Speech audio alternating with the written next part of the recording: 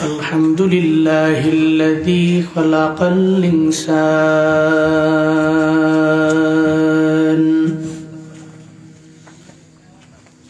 وكرم وعلمه من البيان ما لم يعلم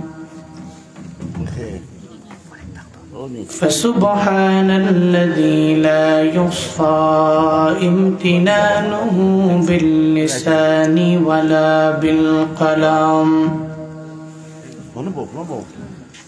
ونشهد أن لا إله إلا الله وحده لا شريك له لا ضد له ولا ند له ولا مثل له ونشهد أن سيدنا وسندنا وحبيب ربنا وطبيبنا وطبيب قلوبنا ومولانا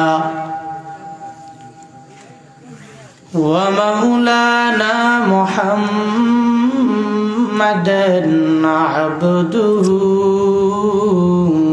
ورسوله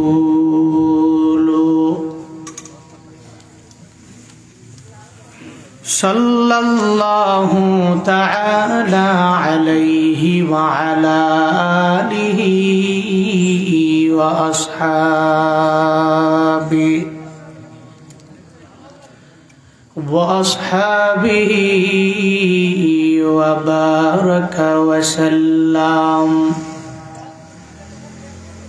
وبارك وسلم تسليما كثيرا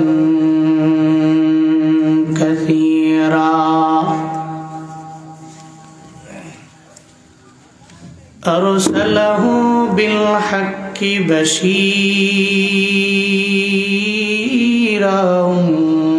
ونذيرا وداعيا إلى الله بإذنه وسراجا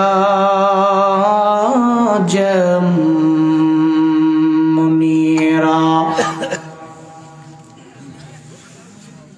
اللهم صل على محمد النبي الأمي وعلى آله وسلم تسليما وبعد فأعوذ بالله من الشيطان الرجيم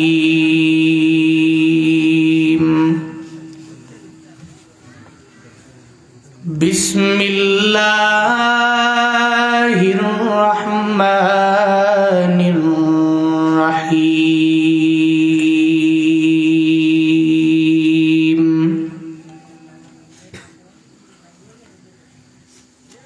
أن اشكر لي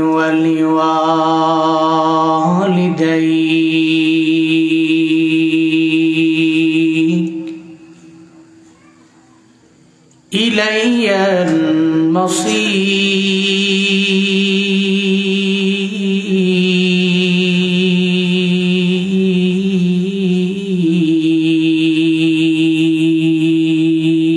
المصير.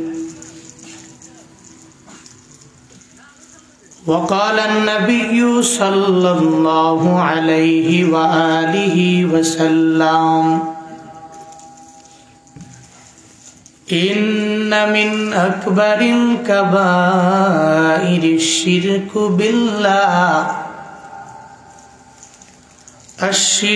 بالله وعقوق الوالدين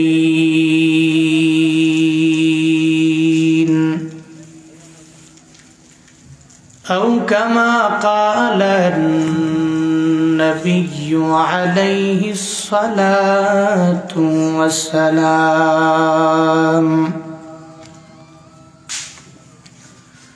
صدق الله مولانا العظيم وصدق رسوله النبي الكريم ونحن على ذلك لمن الشاهدين والشاكرين والذاكرين والحمد لله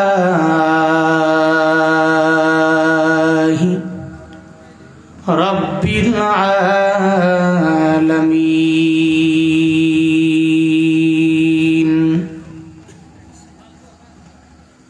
سبحانك لا علم لنا إلا ما علمتنا إنك أنت العليم الحكيم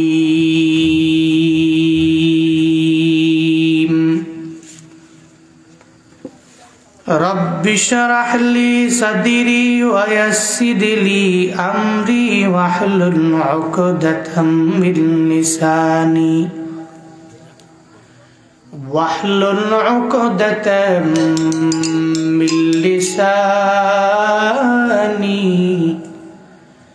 يفقه قولي ربي زدني علما ربي زدني علما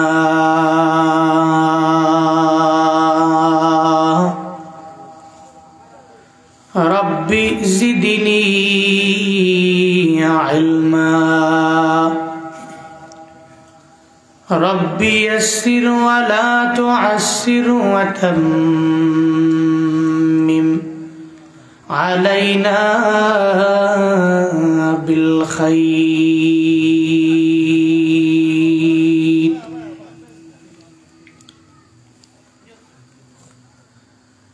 मैं दूर हूँ मजबूर हो ऐ सैयद आलम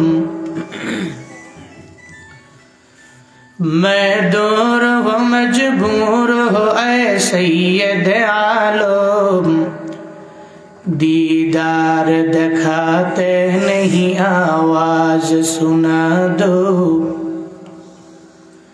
दीदार दिखाते नहीं आवाज सुना दो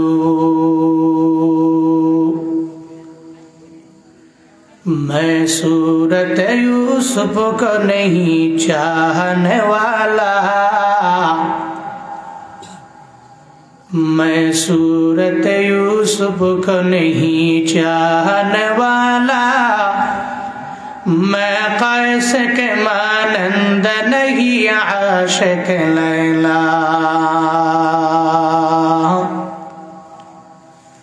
मैं कैस के मानंद नहीं आशिक लैला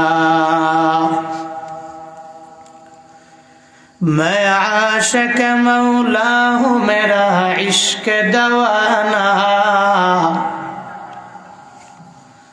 मैं आशिक मौला हूँ मेरा इश्क दवाना ये जुमला जहाँ जिसके तजल्ली से उजाला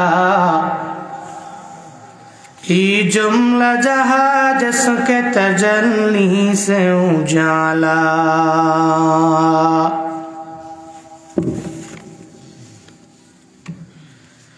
চক্রঞ্চা বিক্রামুল মুসলিমিন যুব সংঘের উদ্যোগে আয়োজিত 10তম বার্ষিক তাফসীরুল কুরআন মাহফিলের আজ 24শে নভেম্বর 2024 মুতাবাররাক এই মজলিসের সম্মানিত সভাপতি কোটারকোনা মাদ্রাসার সম্মানিত মুহতামিম শেখুল হাদিস আল্লামা শোয়াইব আহমদ সাহেব দামাত বরকাতুহুম আজকের এই মাহফিলে আরো একজন সভাপতি খলিফায়ে আমির শরিয়াত আলহাজ মাওলানা শাইখ আহমদ আলী সাহিব দামাত বারাকাতুহুম, আজকের এই মাহফিলে আমার আগেই কোরআন এবং হাদিস থেকে দিক নির্দেশনামূলক বাণী আপনাদেরকে শুনিয়েছেন আন্তর্জাতিক খ্যাতি সম্পন্ন মুফাসসির কোরআন শেখুল হাদিস আল্লামা মুফতি আনোয়ার হুসাইন চিশতি পীর সাহিব দামাত বারাকাতুহুম নরসিংদী। কথা বলেছেন হযরত মাওলানা মুফতি শামসুল ইসলাম সাহেব দামাত বারাকাতুহুম পাটুলি। বলেছেন জামিয়া দিনিয়া মৌলভী বাজারের সম্মানিত শেখুল হাদিস হযরত মাওলানা ফখরুল ইসলাম নু'মানী দামাত বারাকাতুহুম। আর অনেক বাদাল মাগরিব থেকে নিয়ে পর্যন্ত কোরআন এবং হাদিস থেকে দিক নির্দেশনামূলক বাণী আপনাদেরকে শুনিয়েছেন। আপনারাও কিছু দিনই আলোচনা বাস্তব জীবনে আমল করার লক্ষ্যে শোনার জন্য বসে আছেন। শুরুতেই আমাকে একটু উচ্চ কণ্ঠে উচ্চ আওয়াজে জবাব দিবেন, আজকের এই সুন্দর মজলিসটি পেয়ে আপনারা খুশি না বেজার? খুশি না বেজার? বসার মতো মনে আর জায়গা নেই, আছে? থাকলে এরা বসতে পারত। হ্যাঁ, দাঁড়ায় আছে। যারা দাঁড়িয়ে আছেন বসলে দেখতে সুন্দর লাগবে, আর আপনারা দাঁড়ায় বয়ান শুনবেন, আমি বৈশা বৈশা বয়ান করবো। একটু একটু সুযোগ করে দেন যাতে এরা বসতে পারে, আওয়াজ না কইরা, কথা না বইলা, একটু জায়গা করে দেন। আসেন, আপনাদের জন্য এতগুলা লোক, সবগুলারে আমি লড়াইছি, যদি আপনারাই না বসেন তাহলে হবে না। আসেন, যারা দাঁড়িয়ে আছেন একটু বসেন, বেশিক্ষণ টাইম কথা বলবো না। এখান থেকে প্রোগ্রাম শেষ করে রংপুরের উদ্দেশ্যে বের হব। এখান থেকে রংপুর পাশের জেলা, কতগুলি জেলা, সব ফালায়া যাইতে হবে। এই জন্য বেশিক্ষণ কথা বলার আমি বলিও না, যতক্ষণ বলবো একটু ধৈর্য সহকারে বসেন, শোনেন, দোয়া দিয়ে বাড়ি যাব, বলি ইনশাআল্লাহ। আজকের এই মাহফিল পেয়ে আপনারা খুশি না বেজার? যারা আয়োজন করেছেন দোয়া করেন, আল্লাহ প্রত্যেককে দুনিয়া এবং আখিরাত উভয় জগতে কল্যাণকামীদের অন্তর্ভুক্ত বানায় দেন, সকলেই পড়ি আমিন। ভাই সব, এই যে মাহফিলে আসলেন, বসলেন, কিছু আলোচনা শোনার খেয়াল আছে? আজকের এই মাহফিলে আসার মতো, বসার মতো, কিছু বলার এবং শোনার মতো তৌফিক দিয়েছেন কে? কে দিয়েছেন? আমি বক্তাকে এত দূর থেকে জার্নি করে এই মাহফিলে আসার মতো তৌফিক দিয়েছেন কে? এই জন্য আল্লাহ চাইলেই আমরা চলতে পারি, আল্লাহ চাইলে আমরা যাইতে পারি, আল্লাহ চাইলে আমরা খাইতে পারি, আল্লাহ চাইলেই প্রতিটা কদম ফালাইতে পারি। আল্লাহ যদি না চায়, যদি কয় তোর খানা বন্ধ, বন্ধ, প্রতিটা কদম বন্ধ, বন্ধ। পৃথিবীতে এমন কোন ডক্টর আছে, আল্লাহ যদি কয় খানা বন্ধ, আপনার পেটে খাবার দেওয়ার মতো অ্যাবিলিটি পৃথিবীর কোন ডক্টরের আছে? কথা বলেন না কেন? আছে? পৃথিবীর কোন ব্যক্তির সামর্থ্য নাই, শক্তি নাই আপনার পেটে খাবার দিবে। আল্লাহ কইছে বন্ধ। এই জন্য আল্লাহরে খুশি করেন, পড়েন আলহামদুলিল্লাহ, আরো জোরে করে চিল্লায় পড়েন আলহামদুলিল্লাহ। আমার সাথে পড়ুন, রব্বানা লাকাল হামদ হামদান কাসীরান তাইয়িবান মুবারাকান ফি ইয়া রাব্বি লাকাল হামদু কামা ইয়ানবাগি লিজালালি ওয়াজহিকা ওয়া আযীমি সুলতানিকা লাকাল হামদু বিল কুরআন, লাকাল হামদু বিল ইসলাম, লাকাল হামদু বিল ঈমান। এই যে জুমলাটা পড়লাম, প্রশংসা করলাম কার? আল্লাহ খুশি হয় নাই? তাফসীর ইবনে কাসীর, আল্লামা ইবনে কাসীর রাহিমাহুল্লাহু তাআলা, উনি এক আবেদ। আবেদ দ্যাট মিনস অনেক বড় আলেম এমন নয়, কিন্তু আবেদ। অনেক বেশি ইলম অর্জন করতে পারেনি, তবে ইবাদতের লাইনে অগ্রগামী। একজনে অনেক বড় আলেম, এর মানে সে জান্নাতি, রবের খাঁটি বন্ধু এমন নয়। আরেকজন রিক্সা চালায়, ডে লেবার, দিন মজুর, দিনে আনে দিনে খায়, উনি জাহান্নামী, রবের বন্ধু নয়, এমনটা নয়। আল্লাহ তো অনেক বড় আলেম, অনেক বড় বুজুর্গ, উপর দিয়া দেখতে মনে হয় আল্লাহ এটা দেখা বলে না তুই বন্ধু আমার। আল্লাহ দেখে বান্দার দিল, বান্দার ইখলাস। ওই জায়গায় কি অনেক বড় আলেম আছে, না অনেক বড় উপর দিয়া ফিটফাট পীর আছে, নাকি একটা রিক্সাওয়ালা আছে, কুলি মজুর আছে, একটা মেতর আছে? আল্লাহ দেখে না। আল্লাহ চেহারা দেখে বিবেচনা করে না, কারণ রবের কাছে সাদা কালোর কোনো পার্থক্য আছে? আছে আছে নেই। একজন আবেদ গভীর রাতে জাগলেন, আল্লাহর সাথে সম্পর্ক লাগাচ্ছেন, আল্লাহকে বলছেন, আল্লাহ সকাল থেকে নিয়ে সন্ধ্যা পর্যন্ত তোমার কতগুলো নিয়ামত আমি ভোগ করলাম, কিন্তু এই নিয়ামতের শুকর আদায় করার মতো পূর্ণাঙ্গ শুকর আদায় হবে এমন কোন জুমলা বাক্য আমার জানা নাই। আল্লাহর ওই বান্দা আবেদ গভীর রাতে আমার মাওলার সাথে রিলেশন লাগায় আল্লাহরে জানায় দেয়, রে মাওলা এমন কোন জুমলা জানা নাই, এমন কোন বাক্য আমার জানা নাই যে এই বাক্যটা পড়লে সকাল থেকে সন্ধ্যা পর্যন্ত যতগুলা নিয়ামত তুমি আমারে দিয়া দিলা, নিয়ামতের শুকর আদায় হবে এমন জুমলা আমি জানি না। ইলহাম জারি করার মাধ্যমে জুমলা শিখায় দাও। আল্লাহ পাক বড় রাজি হয়ে যায় ওই বান্দাকে ইলহাম জারি করার মাধ্যমে একটা জুমলা আমার মাওলা শিখায় দেয়। সঙ্গে সঙ্গে পড়ে নেয়, ইয়া রাব্বি লাকাল হামদু কামা ইয়ামবাগি লিজালালি ওয়াজহিকা ওয়া আযীমি সুলতানিকা। এই জুমলাটা সঙ্গে সঙ্গে ওই আবেদ তার জবান দিয়া বের করে দেয়। আল্লাহ এত পরিমাণে রাজি হয়ে যায়, ডান কাদের একজন ফেরেশতা প্রতিনিয়ত বান্দা যে আমল করে ওই আমলের নেকিটা আমল নামে উঠায় দেয়।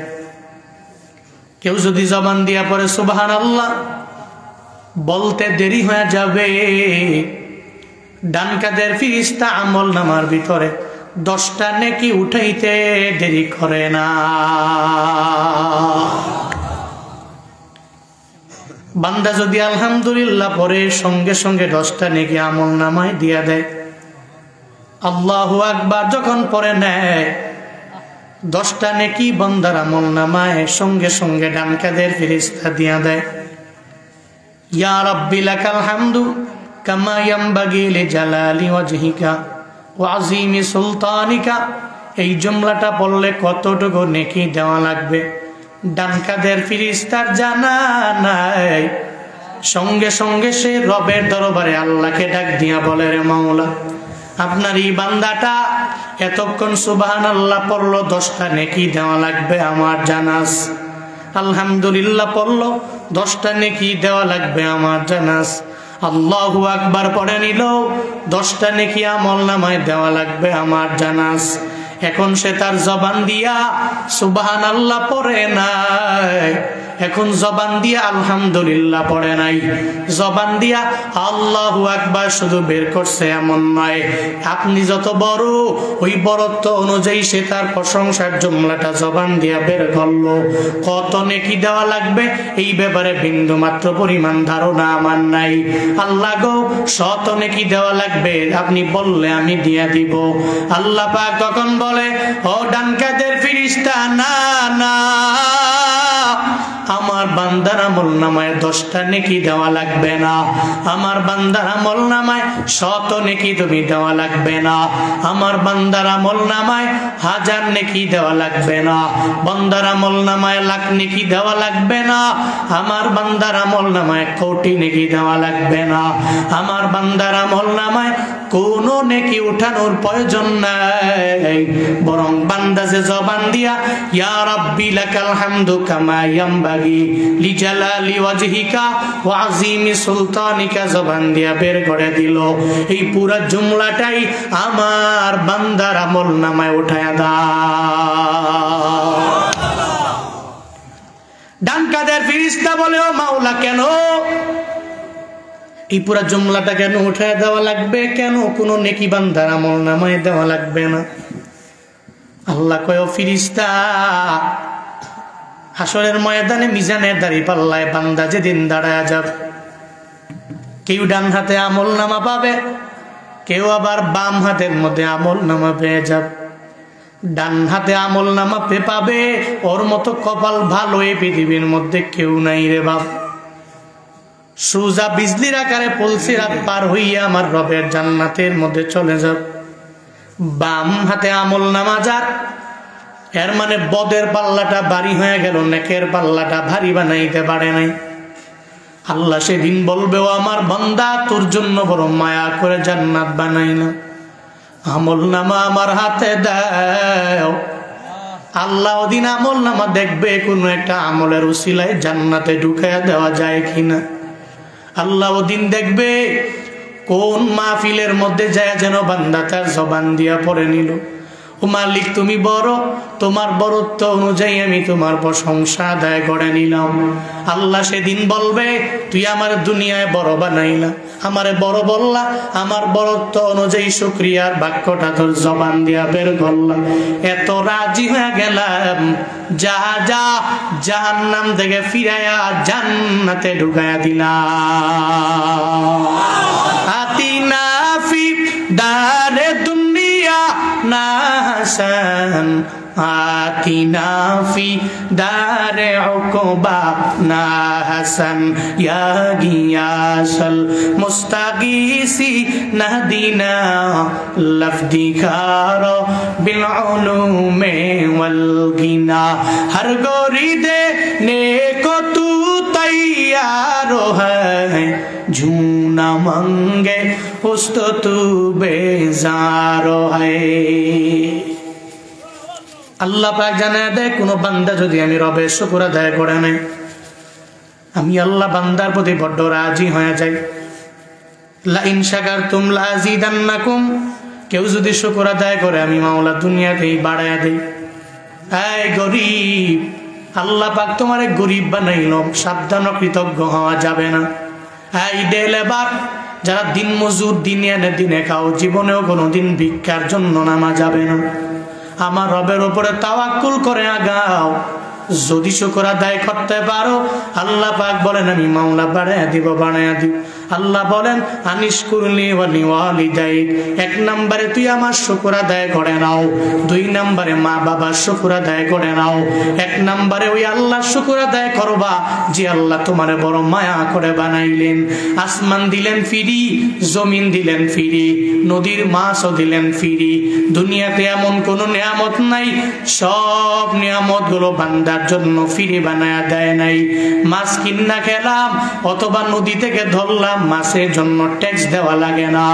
আসমান থেকে আমার মাওলা তোমার আমার জন্য বৃষ্টি বর্ষণ করলো, আমার আল্লাহর বছরে বছরে ট্যাক্স দেওয়া লাগে না। লাগে? লাগে নাকি? এই জমিনটা চাষবাস করে খাও, আমার মাওলার ট্যাক্স দেওয়া লাগে না। আল্লাহ কয় সব আমি মাওলা তোরে ফ্রি বানায় দিয়ে দিন, তুই 1 নম্বরে আমি রবের শুকর আদায় করে নাও, আমি রবের কৃতজ্ঞতা প্রকাশ করো। কেমনে করবা? ফজর বাদ দেওয়া যাবে না, জোহর বাদ দেওয়া যাবে না, আসর বাদ দেওয়া যাবে না, মাগরিব বাদ দেওয়া যাবে না, এশা বাদ দেওয়া যাবে না। কিন্তু কপাল পোড়া মুসলমান, হুজুরের বয়ান বড় মজা লাগে, শুরু দিয়া টান দিলেও ভাল লাগে। হুজুরের বয়ান ঘন্টার পর ঘন্টা হুজুর বয়ান শুনান, মজাই লাগে, কিন্তু ফজর পড়তে মন চায় না, ফজরের ব্যাপারে বলবেন না।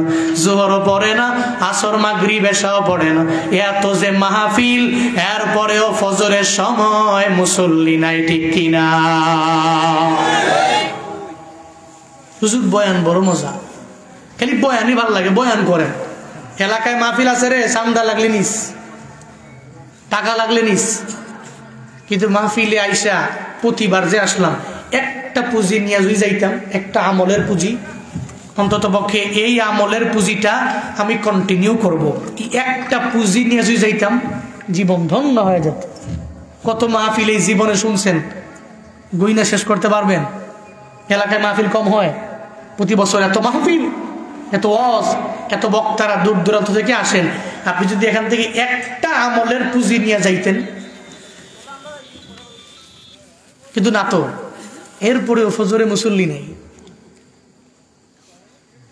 একবার আমি নাম বললে চিনবেন, এলাকার নাম, খুব পরিচিত এলাকা, যাচ্ছিলাম, মাহফিলে যাওয়ার পথে মাগরিবের নামাজ পড়ার জন্য রাস্তায় ব্রেক দিলাম। মাগরিব, কিয়ামত হবে যে সময়, অন্তত পক্ষে মানুষ ফজর জোহর আসরে না গেলেও মাগরিবে যায়। এজন্য দেখবেন মসজিদে তুলনামূলকভাবে অন্যান্য নামাজের চাইতে মাগরিবের মুসল্লি কম না বেশি? কথা কয় না, কম না বেশি? বেশি। তো গেলাম, আমি ভাবলাম যে মাগরিবের নামাজ, ভিতরে ঢুকে দেখি ইমাম সাহেব সহ 3 জন। কয়জন? 3 জন। আমরা গিয়ে দাঁড়াইলাম, 5-6 জন হইল। সালাম ফিরে দেখি আমরা ওই নামাজ পড়ে পাশে গিয়ে দেখি দোকানে বসে আড্ডা মারে। নামাজ পড়ে গিয়ে দেখি দোকানে কি করে? সওয়াব করে, নেকামল করে, দোকানে তসবিহ পড়ে। চাপার জোরে অনেকে বলে আমি দোকানে বসে দাওয়াত দিই, মিছা কথা। দোকানে গিয়া বসলেই গিব, বসলেই গিব। ওই হুজুরে কি বয়ান করলো, ওই ইমাম সাহেবের কি দোষ আছে, ওই মহিলা মাদ্রাসা কি দোষ, ওই আলিয়া মাদ্রাসা কি দোষ, বাংলাদেশের হুজুরা কেমনে কি করে, কোন আলেম কোন দিক গেছে, এলাকার মেম্বরে কি করলো রে। শুধু মানুষের নিয়ে চিন্তা। ঘন্টার পর ঘন্টা দোকানে সময় দেয়, কপাল পুরো এশার নামাজে মুসল্লি নাই, আজান শোনার পরে ইচ্ছা করে দোকানে বসে আড্ডা মারে, এশায় যায় না। আছে না নাই? আজান শুনে আসো যারা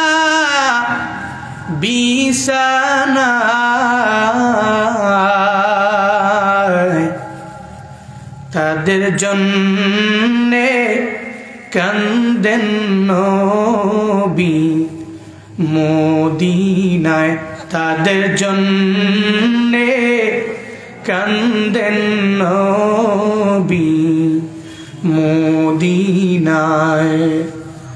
ওই নবীর জন্য কি মায়া লাগে না, হায়রে উম্মত মসজিদে কেন হাসোনা, হায়রে উম্মত নামাজ কেনে পড়ো না। মাহফিলের বয়ানও শুনবো, ফজরও বাদ দিব না, জোহরও বাদ দিব না, আসরও বাদ দিব না।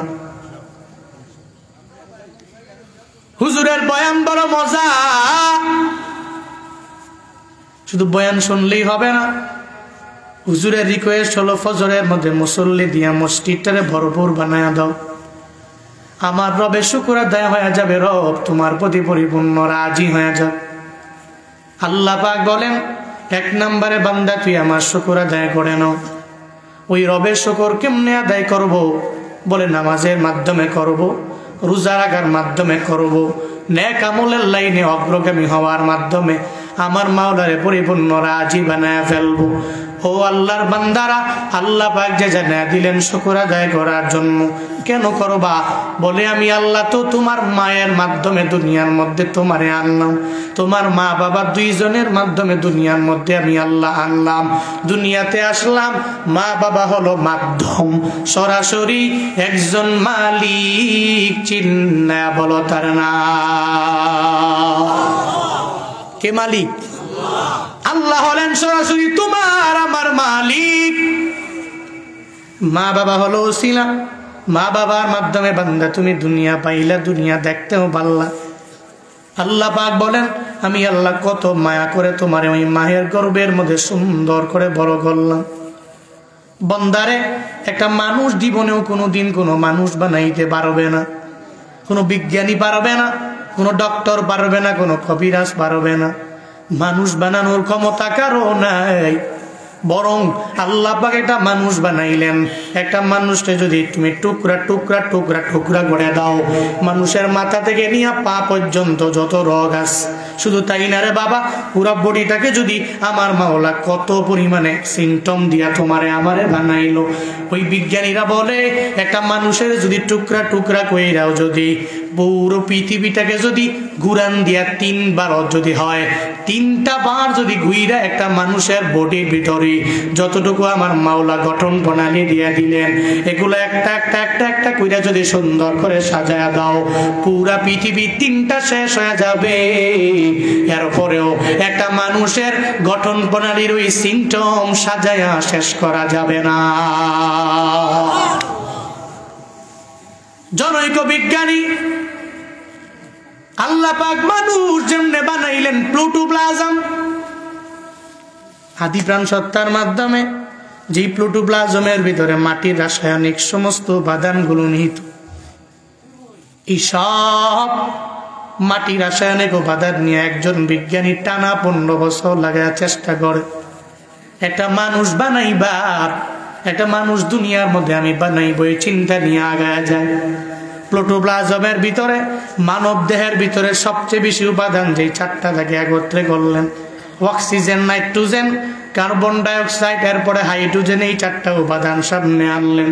প্লুটোপ্লাজমের মাধ্যমে একটা আদি প্রাণ সত্তা বানানোর জন্য, একটা মানুষ তৈরি করার জন্য টানা 15 বছর লাগায়া চেষ্টা করার পরে বিজ্ঞানী বলে, এই 15 বছর আমি অনর্থক চেষ্টা করলাম, আমি বিজ্ঞানীর দ্বারা সম্ভব নয়।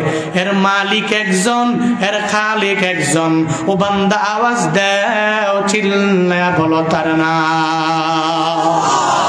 আচ্ছা মানুষ বলো দেখি, রাত্র কেন কালো? সূর্য বলো কোথা হতে পাইল এত আলো? ফুলগুলো নানান রকম কেমন করে হয়? পাতাগুলো সবুজ বটে, ফুলের মতন নয়।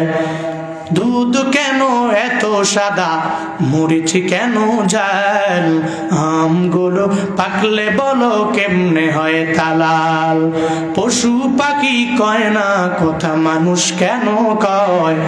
বলো বলো ওহে মানব, এসব কেমন করে হয়? ভাবি সবই এসব মহান প্রভুর দান, নত শিরি সিজদা করো ওহে মুসলমান।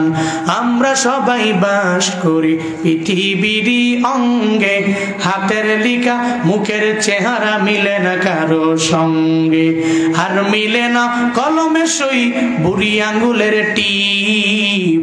প্রমাণ হলো মহান আল্লাহ আছেন একজন আল্লাহ আছে না নাই? আল্লাহ ছাড়া দুনিয়ার কোন বিজ্ঞানী একটা মানুষ বানাইতে পারবেন? আল্লাহ পাক বলেন, ও বান্দা,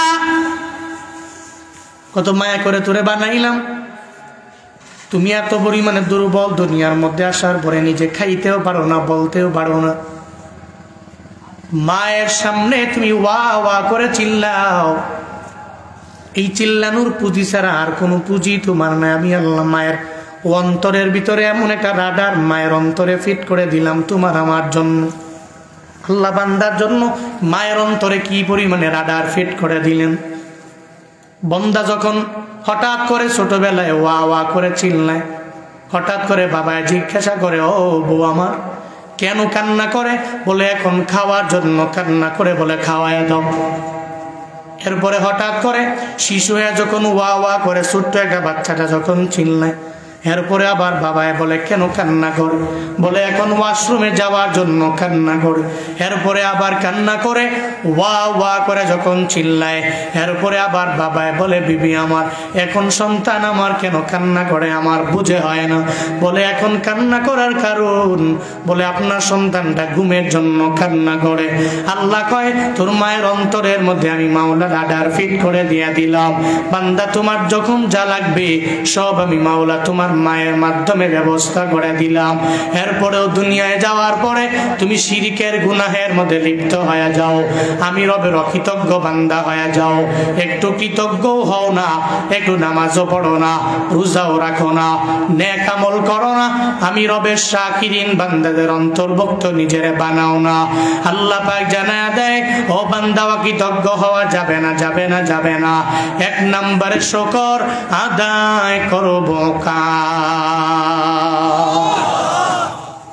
এক নম্বরে কার? আল্লাহ পাক বলেন এক নম্বরে শুকর আমার আদায় হয়ে যাবে। দুই নম্বরে তুমি আমি আল্লাহর পরে মা বাবার করো। আল্লাহর পরে কার? যেই মা বাবার মাধ্যমে দুনিয়া দেখছো,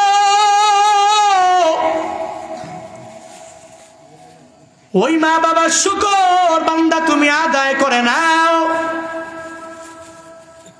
আসমান দেখলা, জমিন দেখলা, দুনিয়ার যত নিয়ামত দেখলা, সব মা বাবার কল্যাণে দেখলা।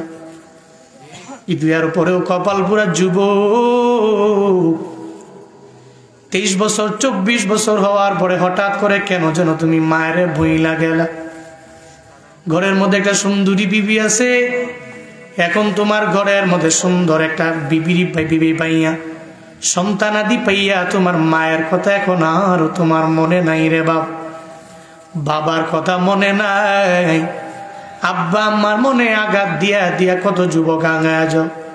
একটা মোবাইলের জন্য কতবার তুমি মায়ের ধমক দিয়া দিলাম, মা একটা মোবাইল তুমি আমারে কিনে দাও। একটা ল্যাপটপের জন্য কত সন্তান বাবারে পর্যন্ত খুনও করে ফেলল। কিছু টাকার জন্য মা বাবার মনের মধ্যে আঘাত দিয়া দেয়। না রে যুবকেরা, ও দিনটার বাবা যেদিন মা বাবা দুনিয়া থেকে বিদায় নিয়ে চলে যাবে, আল্লাহ পাক জানায়া দেয় রে বান্দা আমি আল্লাহ হলাম সরাসরি তোমার মালিক। তোমার মা বাবা সরাসরি মালিক না, বরং ওসিলা। এরা দুনিয়াতে আসার পরে লালন পালন করলো, তোমার মুখের মধ্যে সুন্দর করে মায়ে খাবার দিয়া দিল। এমনকি কত মা আছে নিজে না খায়া সন্তানের খাওয়ায়, কত বাবা আছে নিজে না পইরা সন্তানটারে পড়ায়, নিজে তো খায় না, বরং সন্তানের জন্য ভালো মুরগির পিসটা রাইখা দেয়, মাছের টুকরাটা রাইখা দেয়। ওই মায়েরা তোমার আমার জন্য এত পরিমাণে শ্রম দেয় রে বাবা। আল্লাহ পাক বলেন তোমার মায়ে তোমার জন্য যে পরিমাণে কষ্ট করলো, এরপরেও তুমি তো রবেরও না শুকরিয়া করে আগায়া যাও, আমি রবের অকৃতজ্ঞ বান্দা হয়ে যাও। তোমার মায়ের মনে আঘাত দাও, আল্লাহ জন্য ওসিয়ত করে জানায়া দেয়, এক নম্বরে আমি রবের শুকর, দুই নম্বরে তোমার মা বাবার শুকর আদায় করবা। আল্লাহ পাক জানায়া দেয় মা বাবার শুকর কেন আদায় করবা? বলে মা বাবার শুকর আদায় করবা কেন? বলে মা বাবাই তোমার দুনিয়াতে আসার জন্য ছিল। মায়ের ছোটবেলায় তোমার লালন পালন করে করে ঘরে করে বড় করলো, মায়ে তোমাকে গর্বে নিয়ে বড় করলো। দুনিয়াতে আসার সময় মায়ে বালতি বড় রক্ত তোমার আমার জন্য ঝরাইলো। ও আল্লাহর বান্দারা, এই কারণে আল্লাহ জানায়া দেয়, শুনায়া দেয় রে বান্দা, তুই আমি রবের শুকর আদায় করার পর দুই নম্বরে মা বাবার শুকর আদায় করে নাও। মা বাবার শুকর কেন করবা? বলে এদের শুকর আদায় করে যদি দোয়া নিয়ে আগাও, তাহলে দুনিয়াতে কল্যাণকামী হতে পারবা। দুনিয়াতে যারা দামি হলো এরা মায়ের দোয়ার বদৌলতে হয়ে গেল, দুনিয়াতে যারা কামিয়াব হয়ে গেল এরা মা বাবার দোয়ার বদৌলতে হয়ে গেল। এই জন্য প্রায় জায়গায় আমি বলি কাবা শরীফের একজন ইমামের ঘটনা। আব্দুর রহমান আস-সুদাইসি যার নাম, ওনারা জিজ্ঞাসা করে, ও আব্দুর রহমান আস-সুদাইসি, কাবার ইমাম কেমনে হয়ে গেলেন?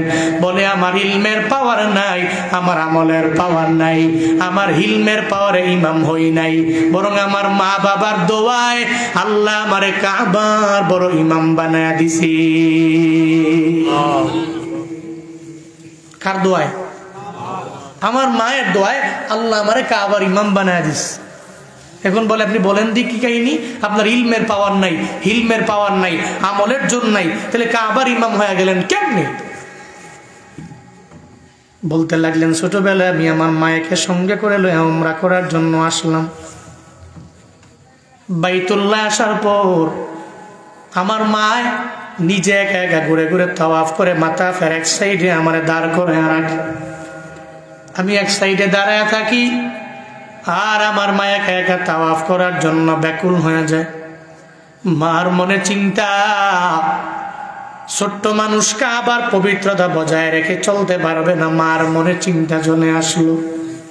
মাথা ফের এক সাইডে দাঁড় করায়া দুইটা চক্কর দেওয়ার পরে সন্তান যেই জায়গায় রেখে আসলাম ওই জায়গায় আছে না নাই এ ব্যাপারে দেখার জন্য, জানার জন্য যখন মায়ের যায়, যায়া দেখে রে আব্দুর রহমান ওই জায়গার মধ্যে নাই। আব্দুর রহমান না পাইয়া মায় পেরেশানির মধ্যে পড়ে গেল। এত বড় বাইতুল্লাহ, এই জায়গার মধ্যে যদি আমার সন্তানটা হারায় যায়, আমি কোন জায়গায় গেলে পাবো? হারায় গেলে আর পাওয়া যাবে না। মায় দৌড়াইয়া খুঁজতে লাগলো আব্দুর রহমান রে, আমি কোথায় গেলে পাবো? হঠাৎ করে তাকায়া দেখে এই ছোট্ট বালকটা আবার কালো গিলাপ ধরে চোখের বাড়ি ফেলায়া তাওয়াফ করি। মা যায় বলে, ও সন্তান, তোমারে মাথা ফের এক সাইডে রেখে আসলাম, কেন তুমি এই তাওয়াফ করার জন্য ব্যাকুল হয়ে গেল? ধমক দিয়ে নিয়ে মাথা ফের এক সাইডে আবার দাঁড় করে মা একা একা ঘুরে ঘুরে আবার তাওয়াফ করে। দুইটা চক্কর যখন দেয়, এরপরে আবার দেখার জন্য যখন যায়, যা দেখে রে আব্দুর রহমান ওই জায়গার মধ্যে নাই। আবার মায়ের পেরেশানির মধ্যে পড়ে গেল। ছোট্ট মানুষটা এই বাইতুল্লাহর কালো গিলাফের মর্যাদা দিতে পারবে না। এই কাবা বড় দামি ঘর, এই ঘরের সম্মান বজায় রাখতে পারবে না। এবার মায় তারে খোঁজার জন্য আবার কালো গিলাফের বরাবর যায়। মায় যায় দেখে আবার আব্দুর রহমান কালো গিলাফ দইরা দইরা নিজে একা একা তাওয়াফ করি। এবার মায় গিয়া জানা দেয়, ও সন্তান আমার, তোমারে আমি মাথা ফের এক সাইডে রেখে আসলাম, কেন তুমি তাওয়াফ করার জন্য ব্যাকুল হয়ে যাও? এবার আব্দুর রহমান জানা দেয়, মা আমারে তুমি যতই মাথা ফের এক সাইডে দাঁড় করে রাখো, ও মা গো, দুনিয়াতে কত ঘর আমি থাকায়া থাকায়া দেখলাম, যত ঘর আমি দেখেছি, কিন্তু এই বাইতুল্লাহর মতো সুন্দর ঘর আমি কোথাও পাই নাই। যদিও এর গিলাফটা কালো, এরপর ওই কালো গিলাফের প্রতি এত পরিমাণে মায়া, সারা বিশ্ব থেকে সব মানুষ ওই বাইতুল্লাহে দৌড়ায়া যায়। এই যে ময়দানের মানুষেরা, এদের যদি জিজ্ঞাসা করা হয় বাইতুল্লাহে যাবা কিনা, আশা আসেনি, এরপরে বলবে হুজুর দোয়া কইরেন জীবনে একবার আল্লাহ যাতে করে আমারে মক্কায় লইয়া যায়, আমারে মদিনায় নিয়ে যায়, আমি যাতে আমার নবী রওজায় যায়া সশরীরে জীবনে একবার হলেও আমি সালাম দিতে পারি। ওই নবীর জন্য নবী নবী কইরা কাইন্দা জীবনটারে পার করে দেয়। এই আশিকে রাসূলেরা যারা নিজের আশিকে রাসূল দাবিও করে না, এরপরেও নবীর জন্য পাগল, ওই বাইতুল্লাহর কালো গিলাফ দইরা তাওয়াফের জন্য ব্যাকুল হয়ে যায়। ও আল্লাহর বান্দারা, ওই বাইতুল্লাহে যেতে চায় না এমন কোনো বান্দা নাই। আমি মুসাফির মানুষ, ওই বাইতুল্লাহে কারা কারা যাইবার চাও? মদিনায় কারা যাইবার চাও? ওই নবী যেই জায়গাগুলোতে হাইটা ধন্য বানাইলো, ওই ধন্য জায়গাগুলো তুমি নিজেও পারায়া পারায়া নিজের ধন্য বানাইবা। জাবালে নূর কে কে দেখতে চাও? ওই আরাফাতের ময়দানে কারা যেতে চাও? কাদের মন চায় দুইটা হাত তুইলা আমার মাওলারে দেখাও। আল্লাহ জীবনে একবার হলেও মক্কা মদিনায় যাওয়ার মতো তৌফিক সবাইকে দান করেন। সকলেই পড়ি আমিন। আরো জোরে পড়েন না আমিন। আল্লাহ জীবনে একবার ওই কাবার কালো গিলাফ না দেখায়া তুমি একটা মানুষকেও মরণ দিও না, পড়ে না আমিন। মনে বড় আশা ছিল যাব মদিনায়। একটু পড়তে পারবেন, বলতে পারবেন, বলেন না। মনে বড় আশা ছিল, সবাই মনে বড় আশা ছিল, মনে বড় আশা ছিল, সালাম আমি করব গিয়ে, সালাম আমি করব গিয়ে নবীর রওজায়।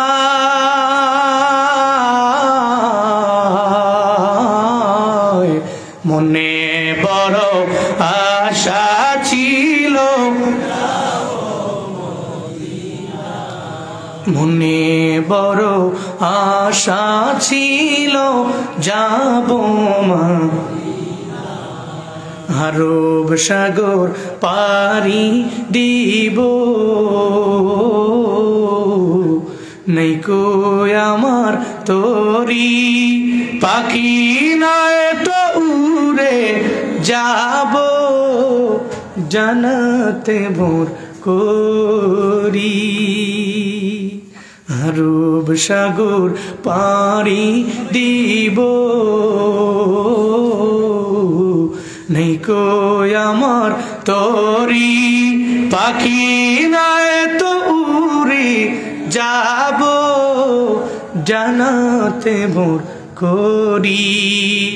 আমার আশায় আছি সম্বল নাই, আশায় আছি সম্বল নাই, করি কিউ পায়।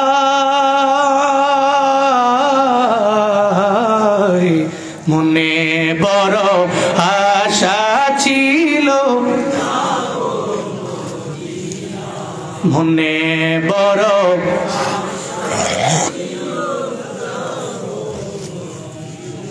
মনে বড় আশা ছিল, যাব মদিনায়। মনে বড় আশা ছিল, নবী নবী করে আর কত কাল আমি কাঁদব, নবী নবী করে আর কত কাল আমি কাঁদব। আপন নয়নে কবে জানি, আপন নয়নে কবে জানি প্রিয় নবীকে আমি দেখব, নবী নবী করে আর কত কাল আমি কাঁদব। বলেন না, নবী নবী করে আর কত কাল আমি কাঁদব। এই কান্দনে কবে জানি হবে সমাধি, কেঁদে কেঁদে বুকের মাঝে হয়েছে নদী, সেই নদী কেঁদে বলে, সেই নদী কেঁদে বলে সাগর বানাবো, নবী নবী করে আর কত কাল আমি কাঁদব, নবী নবী করে আর কত কাল আমি কাঁদব, নবী নবী করে আর কত কাল আমি। আব্দুর রহমান জানায় দেয়, মা আমার বাইতুল্লাহর কালো গিলাফ দেখলে আমার বড় মজা লাগে। দুনিয়ার কোনো ঘর দেখে এত মজা লাগে নাই। বাইতুল্লাহর ঘর আমি যখন দেখলাম, মা গো বড় মায়া লাগে, বড় মজা লাগে। এবার মা যখন চোখের পানি ছেড়ে দেয়, সন্তানের কথা শুই না। একটা মা যখন সন্তানের জন্য চোখের পানি ফেলায়, রবের দরবারে আবদার জানায়, বন্দারে বুলেট মিস হতে পারে, মায়ের দোয়া মিস হতে পারে না। মায়ের সঙ্গে সঙ্গে আব্দুর রহমানের মাথার তালুর মধ্যে একটা হাত দেয়, আর একটা হাত যখন বাইতুল্লাহর কালো গিলাফের মধ্যে দেয়, আর রবের দরবারে আবদার জানায়, ও দয়ার মালিক, আমি মা সন্তানের মাথার তালুর মধ্যে একটা হাত রাখলাম, আর একটা হাত তোমার ঘর বাইতুল্লাহর কালো গিলাফের মধ্যে রাখলাম। আল্লাহ গো, আমি জানি মায়ের যখন দোয়া করে তুমি ফিরাইয়া দেও না, আমার সন্তানটা এই বাইতুল্লাহর বড় পাগল হয়ে যায়, বড় প্রেমিক হয়ে যায়। আল্লাহ গো, মায়ের দোয়া ফিরাইয়া দিও না। আমি সন্তানের জন্য তোমার দরবারে আবদার জানাই, আমার এই সন্তানটারে কি এই বাইতুল্লাহর একজন বড় ইমাম বানায় দেওয়া যায় না? মায়ে যখন দোয়া করে নিল, আল্লাহ ওই মায়ের দোয়া কবুল করে নিল। আব্দুর রহমান সুদাইসি আজ বাইতুল্লাহর বড় ইমাম রে বান্দা। ও মৌলভী বাজারের যুবকেরা, জীবনে কোনোদিন যদি সফল হতে চাও, মা বাবার দোয়ার কোনো বিকল্প নেই। ওই মা বাবার দোয়া নিয়ে তুমি আগাইও।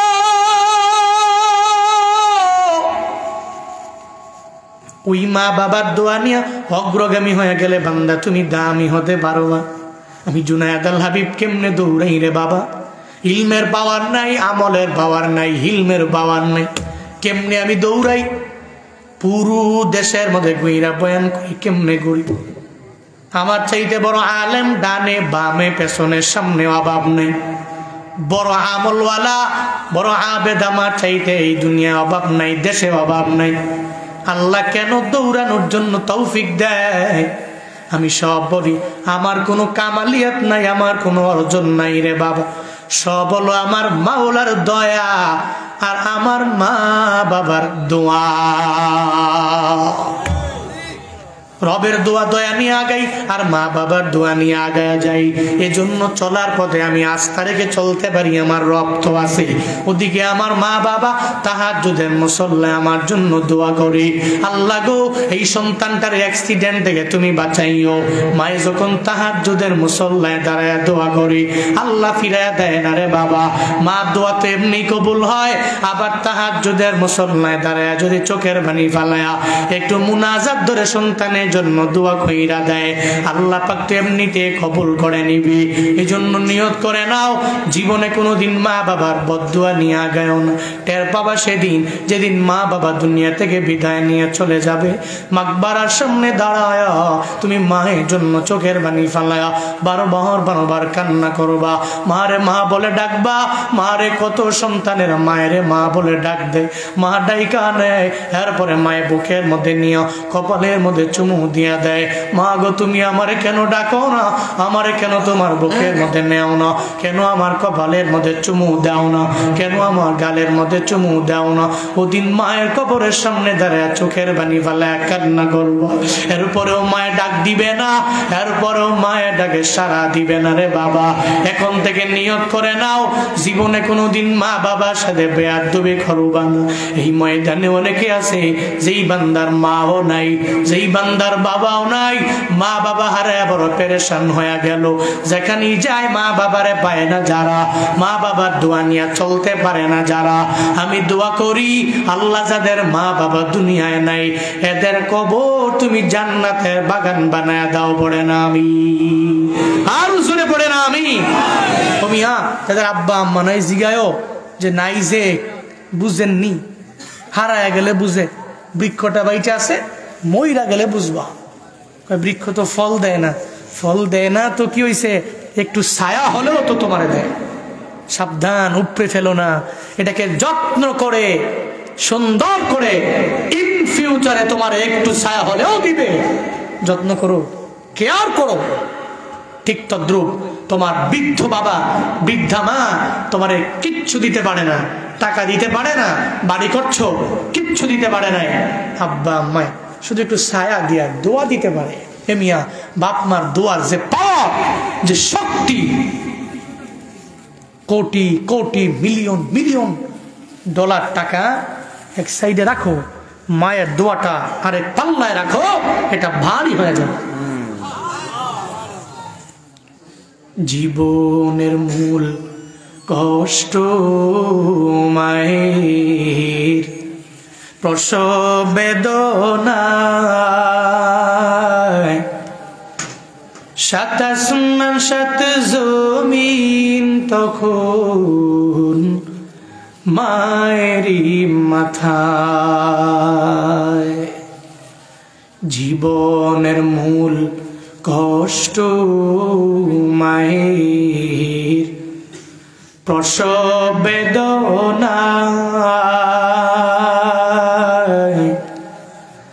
সাত আসমান সাত জমিন তখন মায়েরই মাথায়।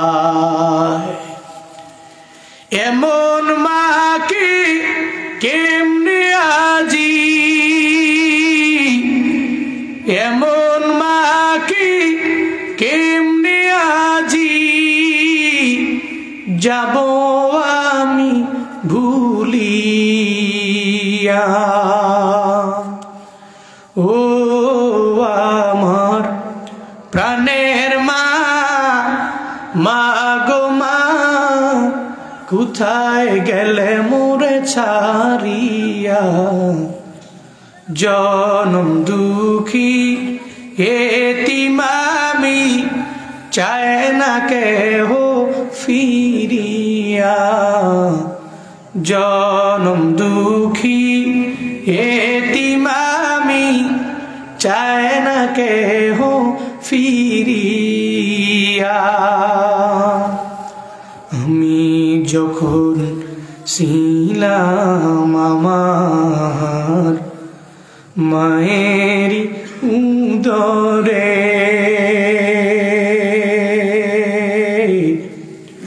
চলা